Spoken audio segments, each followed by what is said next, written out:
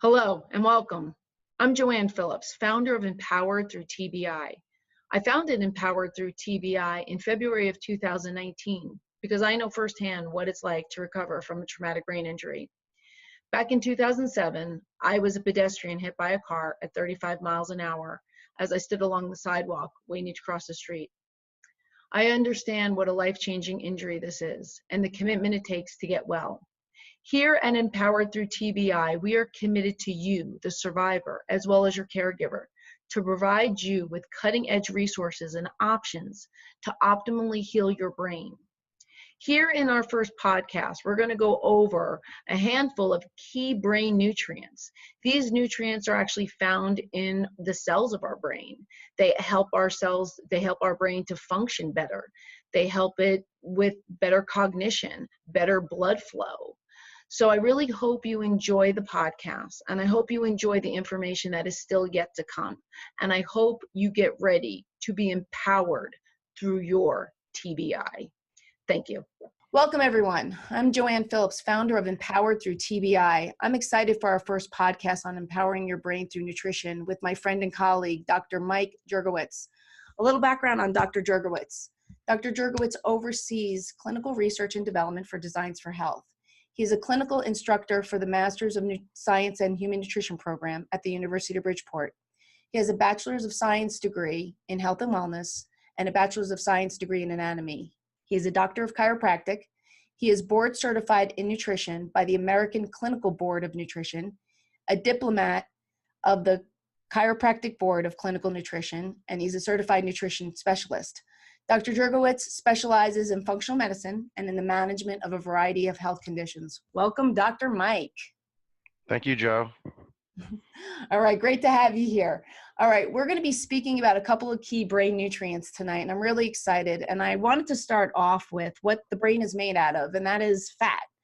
So I want to talk about a very special fatty acid called DHA.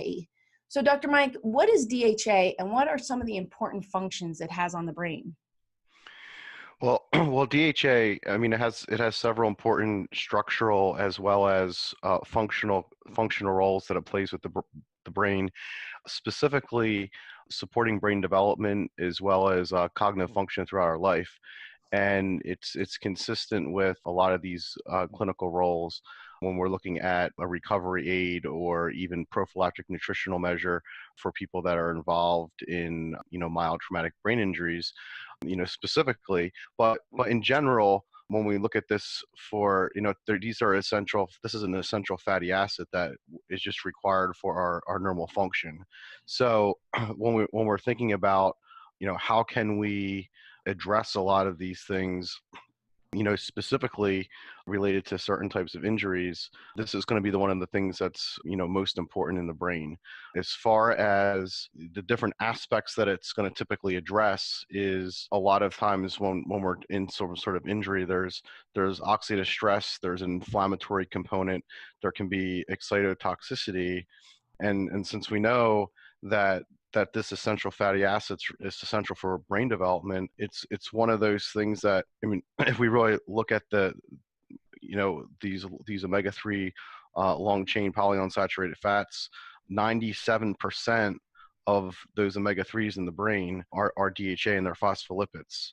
So in addition to its main structural role in the brain, it has a lot of or several different functions, including like cell membrane fluidity, different receptor affinity. It's going to modulate different signals as far as communication between the cells, and just in general, when we look at these levels throughout aging and through our life, like increased levels of DHA are going to be associated with improved cognition, as well as decreased risks of Alzheimer's disease and a lot of these age-related cognitive morbidities. But it's one of those things that when we think about these essential fatty acids, you have your EPA and DHA, but it's the DHA component that's actually part of the structure in the brain, where EPA does play an important role in the body as far as being anti-inflammatory, but as far as the concentration of it in the brain is really negligible. Okay, yeah, and then EPA, that has a very anti-inflammatory benefit as well, and obviously we're getting this from the fish oils. That's really the main delivery system for the EPA and DHA. So when we're dealing with food intake, and when you talked about cell membrane fluidity, and I like to kind of think about cell membrane fluidity as things passing very nice and easily in and out of the cell. It's good communication. Nothing is like rigid and gets stuck. And so when people have to really realize the food we're eating can affect those cell membranes. And so how do the various types of dietary fat affect these cell membranes? So essentially, I mean, if you're looking at, cholesterol and like saturated fatty acids that make up the membranes, they're either going to make them more solid, or they're going to make them, from a more fluid standpoint, like you said. And what is determined by that is exactly what you said, is the foods that we eat. So if you're eating, lots of these polyunsaturated fatty acids that have these double bonds in them, then they're going to be more fluid. But if they're a saturated fat that does not have those bonds in there, you have the saturation, and that becomes more rigid and solid. And that's typically, what we see a lot in the Western diet. If you're gonna consume a lot of these saturated fats, and a diet that's low in these essential fatty acids, then essentially that's what's going to go in and make up the cell membranes, and increase risks of a lot of these chronic diseases. I've always, like, when I've chatted with doctors, I kind of visualize like cell membranes like a strainer. Like, you got these holes in the strainer. If you pour water through it, the water goes through it really nice and easy. But if you take Vaseline and you just coat all of those holes in the strainer, and then you try to pour water through it, the water doesn't really come out. It'll like slowly drip out if you're lucky. And that's how I always visualize the cell membranes, is like when they're nice and fluid, it's like a nice easy strainer where you could pour water in there and it comes right out. Or if you just coat it with a bunch of really junky fat, and you try to pour water through it, it's not going to go through very easily. So that's how I kind of always visualized cell membrane fluidity. That was my little fun way to think of Yeah, it. it's a good So, analogy. yeah. So in any event, I think that people really have to understand, again, these dietary fats, and especially not even just saturated fats, but these trans fatty acids that's found in a lot of food, and the damage it will have on their cells. I think it goes far beyond even just taking supplements. You could take supplements, but if the diet doesn't match, you're going to be working a lot harder to get that cell membrane fluidity really nice, so the cells and the neurons can communicate easily. So thank you for shedding some light on that. When we talk about cell membranes, it's not just the fat. These are these phospholipids, which are really important. And one phospholipid that's really important to the brain is phosphatidylserine. So can you let us know, really what that is, and why is it so important to brain health? Well, phosphatidylserine it's a crucial component of the cell membrane, and it's essentially an essential nutrient for optimal brain function. And interestingly enough, a lot of people typically think of phosphatidylserine and its effects on from a stress standpoint. I mean, there's been studies out there that show that it can decrease cortisol, that sort of thing. However, I think one of the coolest things about it is when you're thinking about some of these things that happen when there's interruption with glucose metabolism. And we see that in certain cases with like concussion, mild traumatic brain injuries, TBIs, and we also see it with the pathophysiology with cognitive decline in Alzheimer's. And in those cases, there's disruption with glucose metabolism where the brain can't utilize it efficiently. And there's been some good research showing that just by supplementation, or actually increasing phosphatidylserine will increase that glucose consumption, or by up to 80%, after that. So it's one of those things that it's not something that is really readily in the diet that someone can consume. But I think when you're looking at certain applications, it's can be a really good nutritional therapeutic. But essentially it's involved in a lot of that cell to cell communication. As far as signaling is concerned, it's going to play a role with neurotransmitter metabolism and different communication between the cells. Yeah, and then we also have like phosphorine, a big time component for memory, and both working and long-term memory, which is really important with the traumatic brain injury community. It'll help with things like recall, attention span, concentration, things that with the TBI community definitely will struggle with. And I am a survivor of a traumatic brain injury back in 2007. So I've utilized a lot of these nutrients in my own healing. They definitely have played a role in really maximizing my own recovery. So all these nutrients we're talking about, I'm very familiar with it from a personal standpoint of what I utilized to help me out. I think to your point, though, that you just how you're saying that is, I think a lot of people, it's important to bring this nutritional component in because there's not really like, approved pharmacological type treatments, for certain individuals like this. There's obviously like acute type, care that's obviously needed and rehabilitation.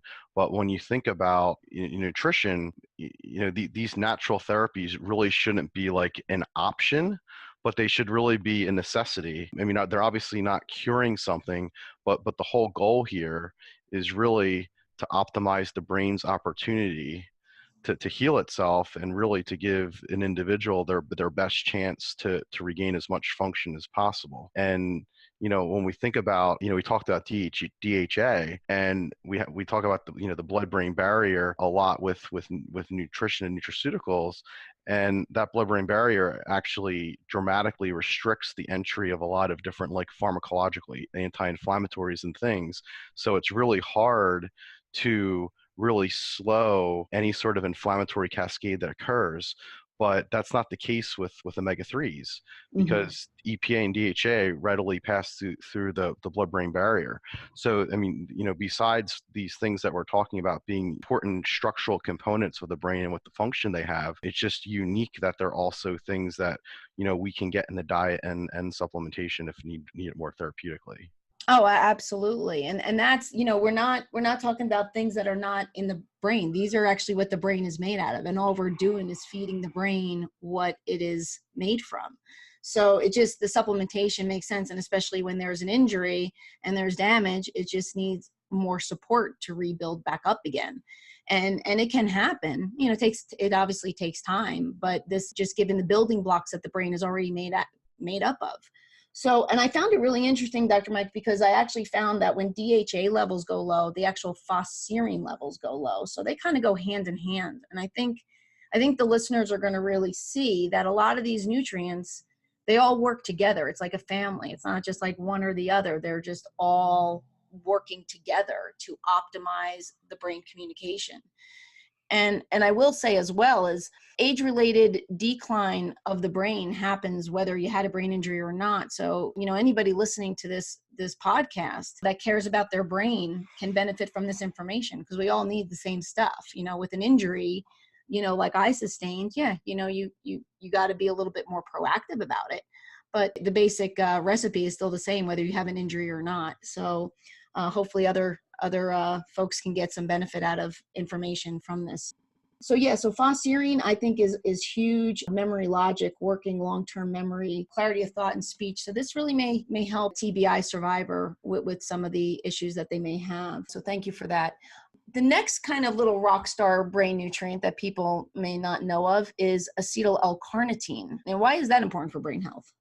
Well, acetyl L-carnitine is anytime you're trying to, help with brain health, you want to give the chemical messenger acetylcholine. So a lot of the medications and drugs that are out there are like acetylcholinease inhibitors. But from our standpoint, like how can we naturally give precursors to acetylcholine? And essentially, it's one of those like brain energizing nutrients. So there's different forms of carnitine that are out there. The acetyl L-carnitine has an acetyl group attached to it, which allows that to cross the blood-brain barrier. It's one of those nutrients that people can usually feel relatively pretty quick within like 20 minutes. A lot of times when you're looking at doses and things could be anywhere from like 1,500 milligrams to 3 grams, depending on the severity. But essentially, it's going to help with cellular energy production by, getting, fatty acid transport and metabolism.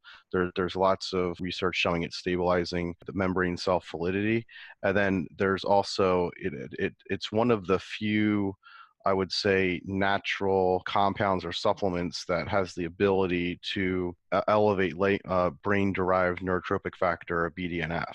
It's one of those, kind of what you're talking about with phosphatidylcholine as well. I mean, it's a nootropic, and essentially it's going to really help with, focus, improving memory, and just general mental function.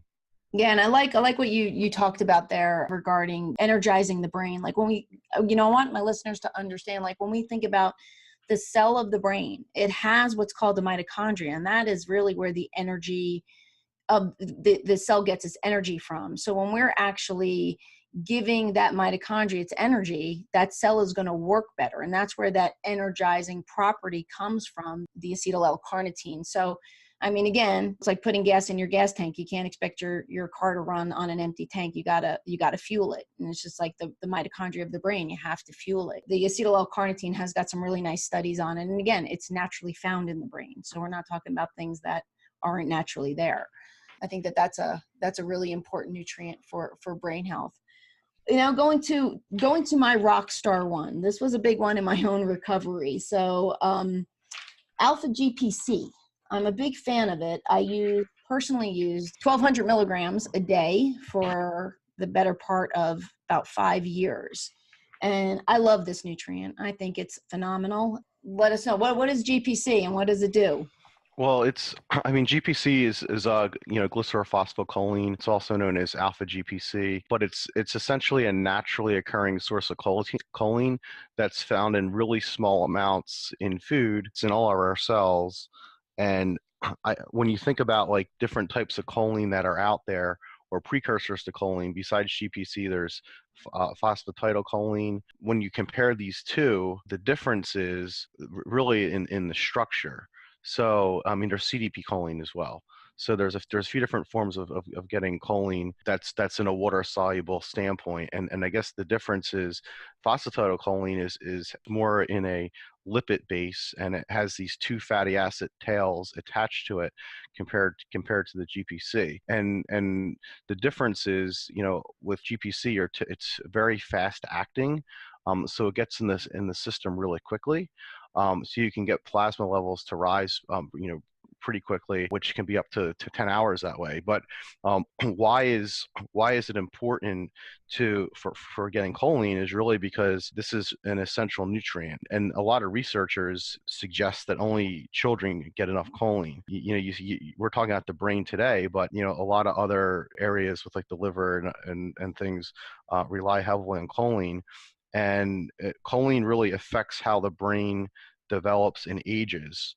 So we were just talking about acetylcholine as it relates to giving precursors to that with acetylcarnitine by getting that acetyl group. But that acetylcholine is that chemical messenger that's really used by every nerve and talks to the rest of the body. So it's one of those things that we know that at least in the memory areas of the brain, there's stem cells that are still dividing and forming new nerve cells into late middle age, like mid 50s. The exciting thing is we can kind of encourage, these adult stem cells to form more nerve cells by giving more choline. And then obviously we can combine that with stimulatory things like exercise and in our lifestyle. And then you get more, power with that. And I guess the difference is in order to, you can't just take like a phosphatidylcholine and get that to go into the brain. Even though phosphatidylcholine is a structural component, you typically need these water-soluble forms of choline that are going to actually cross the blood-brain barrier, and those are the forms that have been shown in the research to have those benefits on improving attention, mental focus, cognition, related to TBI, strokes, Alzheimer's, or poor brain circulation. So in order to get all those benefits, you would want to use a water-soluble form of choline like this. Yeah, and then I think the big thing to hit on is what it's doing is it's raising, again, the neurotransmitter acetylcholine, which, like you said, helps with memory and cognition. And I found for me in my own recovery, taking that at a higher dose, a very therapeutic dose, actually really helped my executive functioning very much. And And we know alpha GPC has been studied in Alzheimer's and dementia with very nice results. So again, with the alpha GPC, I think that's been a rock star. And a lot of folks that are traumatic brain injury survivors do have that issue with attention and cognition and memory. And again, all these things can help make the brain function, a little bit better. So hopefully they would notice a difference with it. And I think the dosages will be very dependent between 300 and 1200 milligrams. Yeah, exactly. It seems like, I mean, if you're like a healthy individual, or maybe someone who has like ADHD, you're probably thinking on the lower end, like you mentioned, like 300. But then when you get to more of injury, to more dysfunction, or pathology, I should say more pathology, then you're dealing with the 6 to 1200 range. Mm-hmm. And then the next nutrient, which is kind of like a sister nutrient to alpha GPC, this was not available at the time when I had my head injury, but it has become on the market and it's definitely gaining momentum, is CDP choline, or CD choline. So explain that one, if you wouldn't mind, and how it differs from GPC, and if they could be used together. They can go together, which is a nice little marriage. Or Yeah, I would say, I mean, it's another water soluble form of choline. I would look at more of GPC as something as immediate and fast acting, and you're getting the benefits for those like 10 to 12 hours that you're taking your dose. CDB choline, it's not going to be per milligram. It's not going to contain as much choline as GPC, but because it's essentially combined with, it has your precursor to choline, but it also has this other compound in it, cytidine, and that's typically what makes it more unique compared to GPC. Essentially, the cytidine is kind of one of those cofactors that's required for making or building phosphatidylcholine, and that's one of those structural components in the cell membrane, just like the DHA. So the CDP choline is going to supply precursors for the synthesis of these phospholipids, essentially.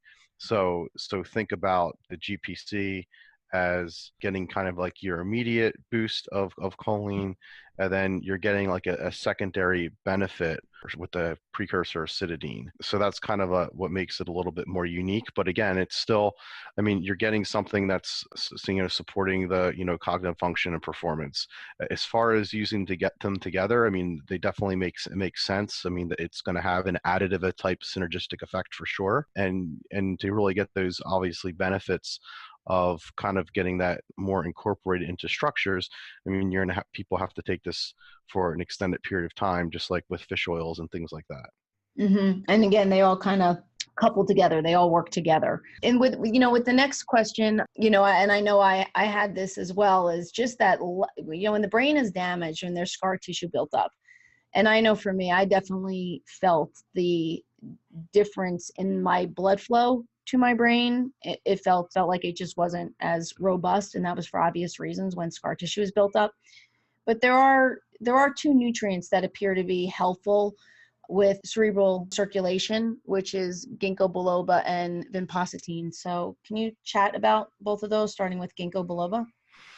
Yeah, I mean, I think the thing with ginkgo is, I mean, one of the advantages of that is just it's been used for centuries, essentially, in Chinese medicine. So it's been one of the most heavily researched botanicals out there. But yeah, it has been shown to really improve microcirculation. So a lot of the stuff that we see, helping, I mean, there's a lot of evidence with dementia, Alzheimer's, specifically when you're looking from a vascular component. I mean, a lot of the studies that have been done have been showing it's as short as 3 months to 1 year. Ginkgos have been having the ability to really stabilize or improve cognitive function in a lot of those individuals. And specifically when you're thinking about a lot of these times, we're relating a lot with Alzheimer's, cognitive decline, dementia, but a lot of the pathophysiology or what happens from an oxidative stress standpoint or from an insult standpoint that happens with TBIs, you have a lot of that same underlying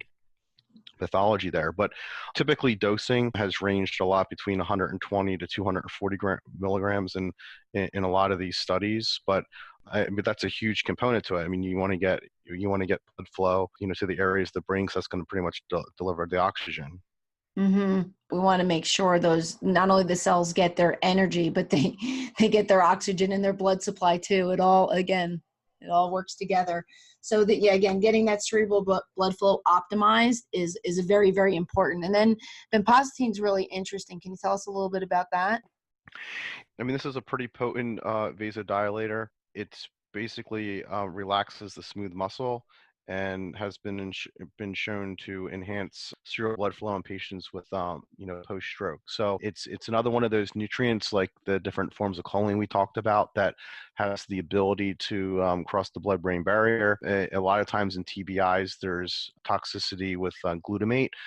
So it does have protective antioxidant type properties, just like you see with a lot of these other polyphenols. Because I mean, even like with ginkgo, there's different terpenes that are in there that are going to have these protective type properties. But in addition to, it's been shown to increase that blood cell membrane fluidity in these individuals, and as a result, there's an improvement on memory, learning, and as a result, cognitive performance. Yeah, that's great. And the last subject that I'm super excited for, the more I learn about this, the more I just get excited for my brain-derived neurotropic factors. I love learning about these. Super important. They call it Miracle-Gro for the brain. And they also say the best thing to do is, get a pair of running sneakers for it. And we'll talk about that. But what are brain-derived neurotropic factors, or BDNFs? Well, the BDNF is a member of the nerve growth factor related family. And essentially, it's a protein that encodes for the BDNF gene. So it's involved in the development, the maintenance, as well as function of the central nervous system. So a lot of times, BDNF's getting a lot of press with the overall brain health, but it's found in a lot of tissues actually. But essentially, it's one of those things that BDNF has the ability to really stabilize, a lot of the neurons. So, essentially, when there's like an injury and something happens to the brain, there's typically going to be this increase. It's going to increase because it's going in response to it. It has protective type properties. It's going to block like apoptosis and cell death. So a lot of times there's a link between BDNF and certain health conditions, as far as being, I should say, like lower levels of that. So it's one of those things that there's numerous things that we can do to have an impact on that, whether it's lifestyle or supplemental stuff. But BDNF is one of those things that proteins do cross the blood-brain barrier, and it's such an exciting area in overall neurology that there's a lot of things being studied in that area. So, we got this amazing protein that helps grow stem cells into new neurons, which is always a good thing. Yep. So it's what's called neurogenesis. So what's cool about the BDNFs, we'll get to the supplements, but what I love about brain-derived neurotropic factors is our lifestyle factors, like what we choose, like what we have choices every day on what we do on certain things. And that lifestyle choices actually can help or hurt the production of these BDNFs. So what are some lifestyle factors that can come in and help us increase our BDNFs? Well, I think the first thing that comes to mind for most people is exercise. That's the one that's most commonly associated with it.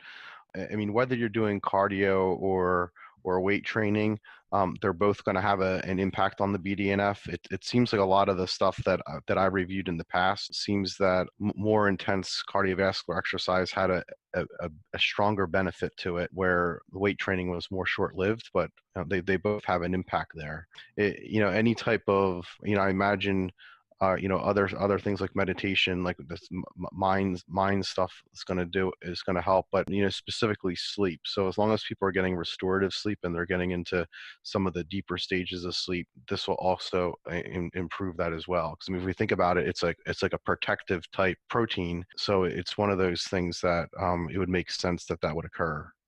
Yeah, so we have exercise, especially aerobic exercises.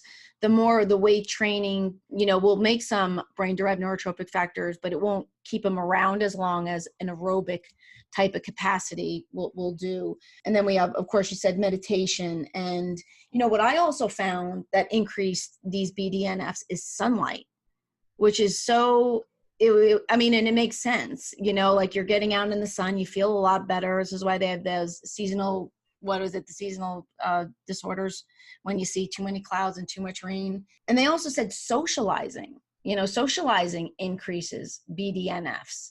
So, again, coming from the point as a traumatic brain injury survivor, I found some of my hardest years was, when I went into that isolation mode, and probably some of my listeners can relate to this, is just really that you go into more introverted and more hibernative type states. And I definitely, outside of the brain injury itself, all of those things, not being able to exercise the way I did, those were all kind of compounding on top of me and kind of like adding fuel to the fire of some of those emotional downs that I had for many, many years.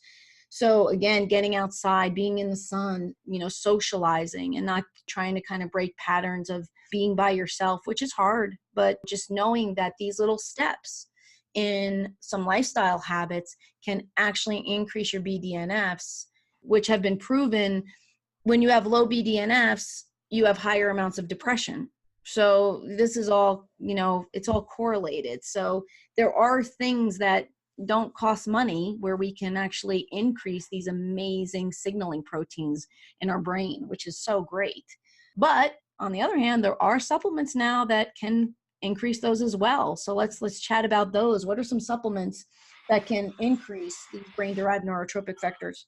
Well, we talked about the acetyl-L-carnitine already earlier, and that is one of the compounds that has been shown to do that. As well as, there is more recently a specific, more novel coffee fruit extract, which is more of like an antioxidant, where they compared green coffee caffeine to green coffee bean, and then they looked at the whole coffee fruit extract. They also compared it to, a grape seed extract as well, to kind of really just show that it was unique to that compound, and they saw there was a significance with that. And it's one of those things that it's weird, because this is coffee fruit extract, but essentially it comes from the whole coffee cherry, including like the fresh and the berry that surrounds the coffee bean. So it has these other type of protective or antioxidant type properties that you don't typically find in the coffee bean. So it's one of those things that's been shown to increase the plasma levels of the BDNF. Interestingly enough, I mean, I also saw some good research on curcumin doing that as well. Yes. And which makes sense. I mean, it's anti-inflammatory. I'm sure if they get studied, I mean, a lot of times we know a lot of antioxidants in general should be able to do this. It's just a matter until they probably get more of them studied with it. But curcumin just being one of the most popular anti-inflammatory type compounds, and I should say more well known, but it just hits so many different genes from broad array of action that it has. So it's been, specifically when you're looking at like brain injuries and stuff, it's been really positive.